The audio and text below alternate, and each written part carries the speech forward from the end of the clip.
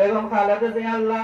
আজকে আমাদের যেই কর্মসূচি ছিল সেটা হচ্ছে গত রাত্রিরে আমরা এখানে জমায়েত হই ভেড়ামারা উপজেলা বিএনপি পৌর বিএনপির নেতৃবৃন্দ। এখানে হাজার হাজার মানুষ আমরা রাত্রি ছেহরি খাই, খেয়ে তাহাজ্জুদের নামাজ আদায় করে সবাই এখানে অবস্থান করি। সারাদিন এখানে অবস্থান করার শেষে আমরা কোরআন তেলাওয়াত হয়, কোরআন খতম করার পরে আজকে ইফতারির আয়োজন ছিল। ইফতারির শেষে আমরা কর্মসূচি শেষ করছি।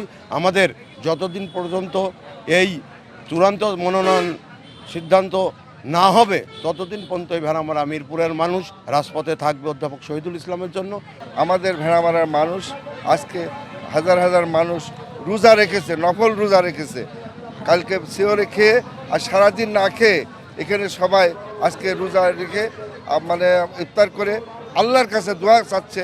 এবং আমরা লাখ লাখ মানুষ ভেড়ামারা মিরপুরের মানুষ তাহাজ্জুদ নামাজ এবং রোজা এবং চোখের পানি ফেলছে যেন আল্লাহর তরফ থেকে আমাদের প্রাণপ্রিয় নেতা জনাব তারেক রহমানের অন্তত মনে বুঝুক যে ভেড়ামারা মিরপুরের মানুষের বাস্তব চিত্রটা, এটা জানানোর জন্য আমাদের আজকে এই কর্মসূচি।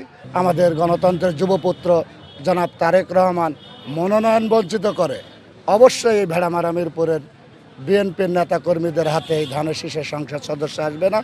এটা আমাদের বড় ব্যর্থতা। জনাব তারেক রহমানকে আমরা বিনীতভাবে তার কাছে আবদার রাখছি এবং আমার দলের মহাসচিব মির্জা ফখরুল ইসলাম আলমগীর সহ দলের প্রেসিডিয়াম সদস্যের কাছে আমার আকুল আবেদন, আমাদের এই বরেণ্য নেতাকে অবশ্যই যেন মনোনয়ন দিয়ে এই ধানের শীষের আসনটা নিশ্চিত করা হয়।